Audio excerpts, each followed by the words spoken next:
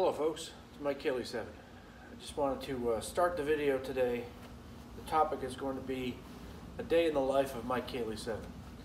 So this is November 16th, 2018, and I am preparing for International Day, which is a big festival at my school, and all the students participate and they dance and they sing and they eat, and it's pretty fun.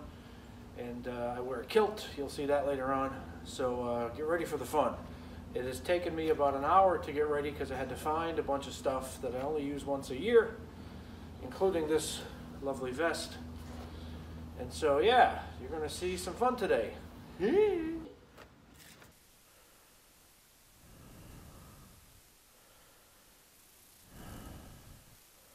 has been a very, very long and unhappy process.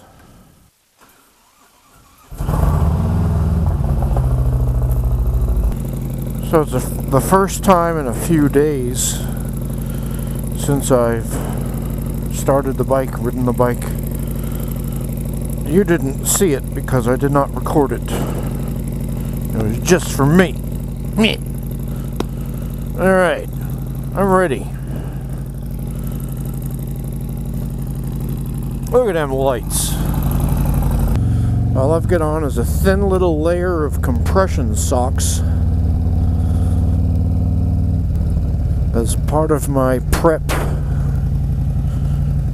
Not that it matters to you guys.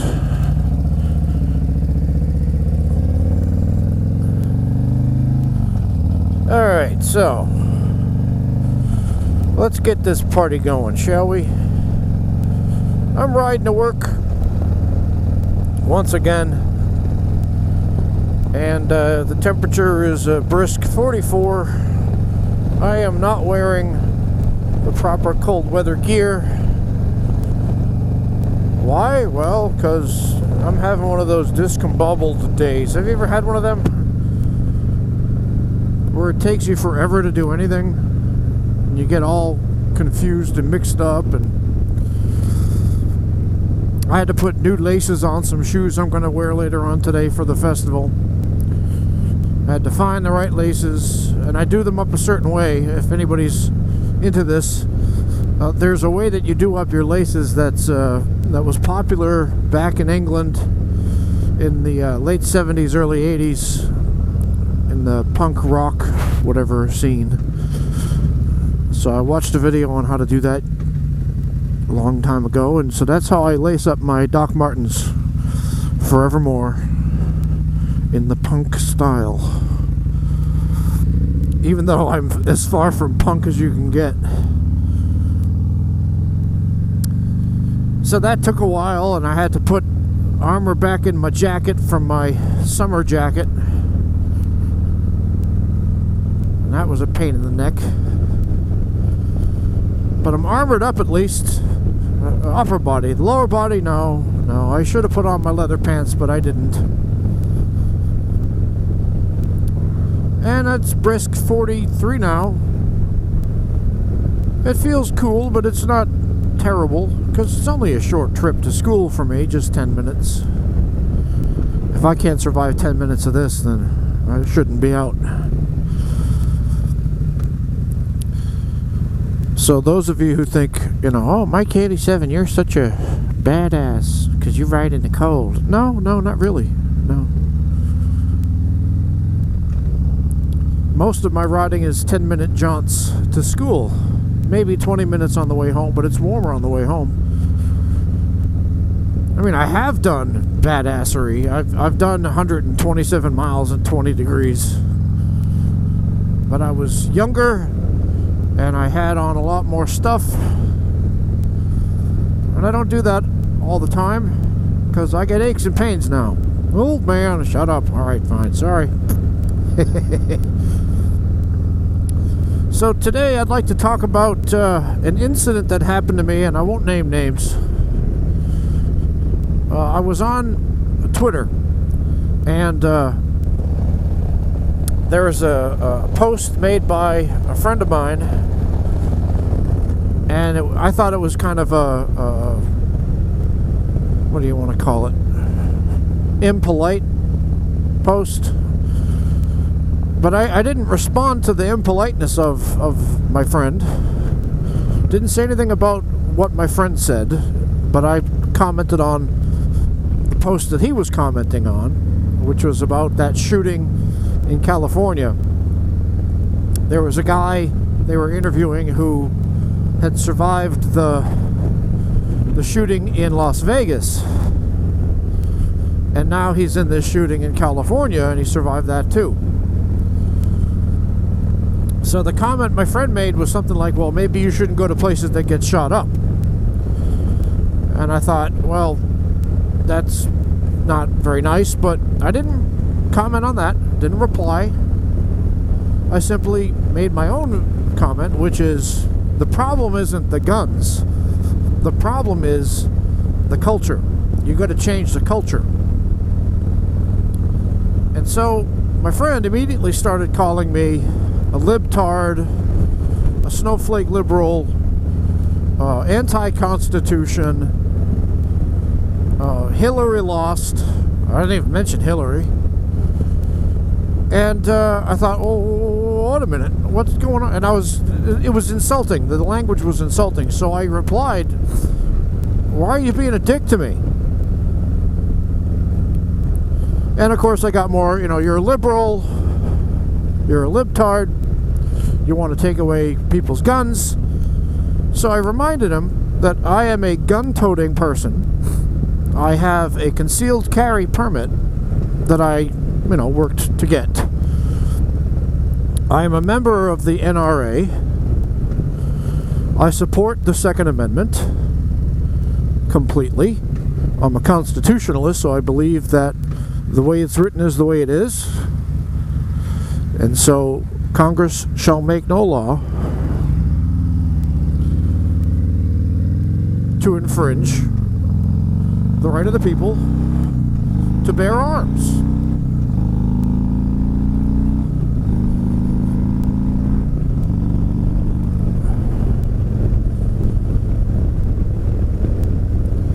So, then I was told that I only cared about guns for myself and I want to take guns away from other people.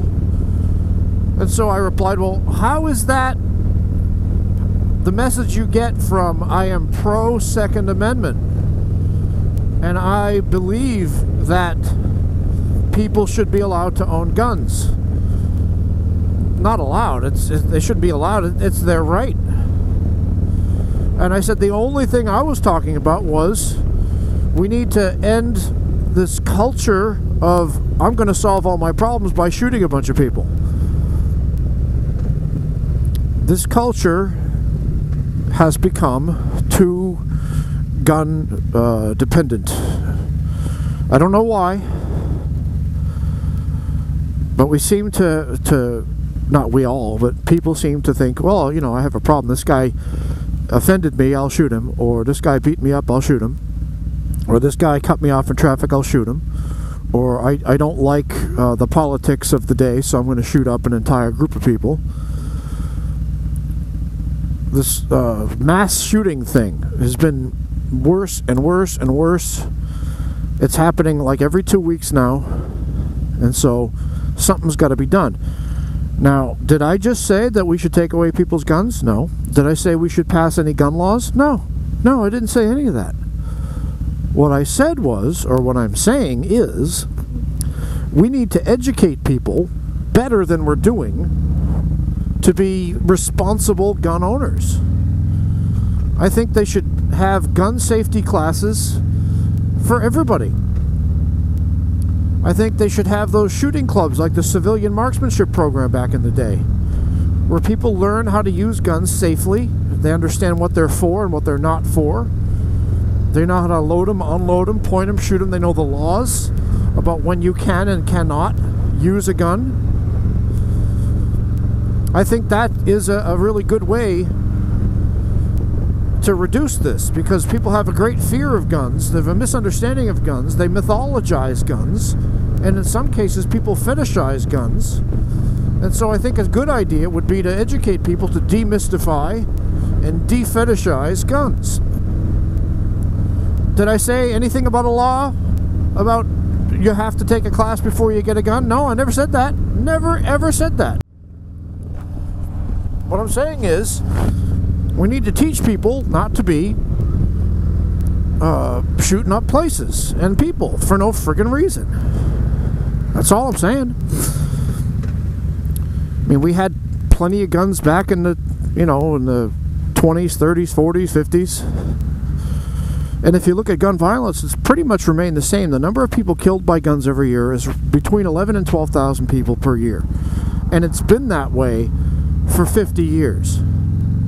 So while gun deaths have remained the same, the population has pretty much doubled.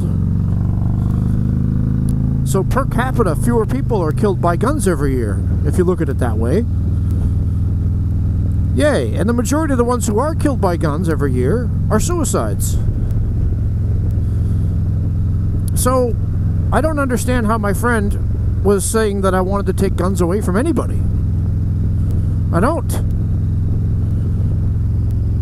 I think if you took the guns away from people, instead of having mass shootings, you'd have some guy run into a crowd of people with a sword and start slicing, or a knife and start stabbing.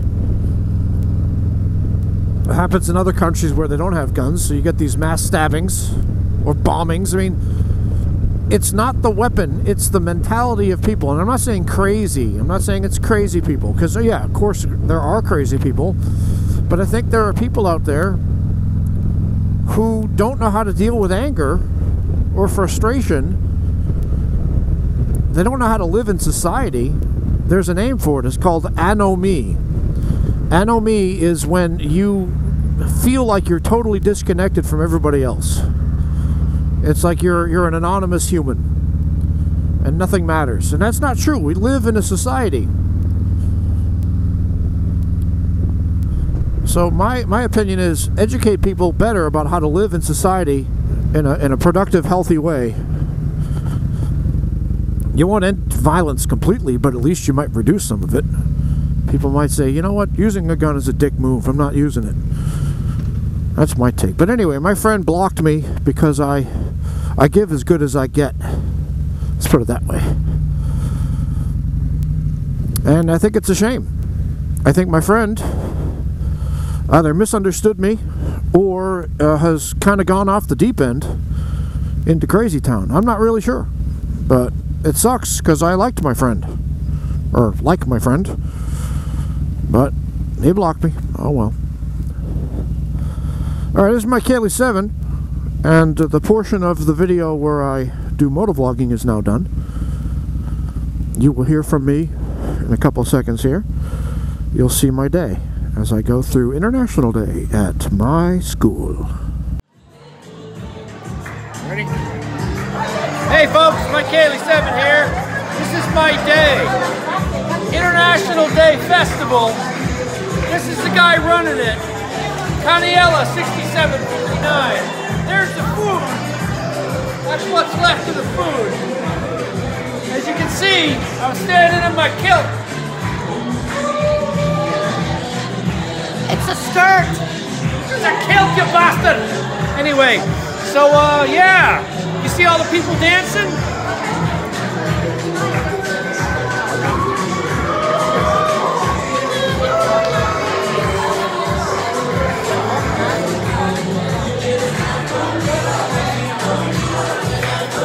Alright.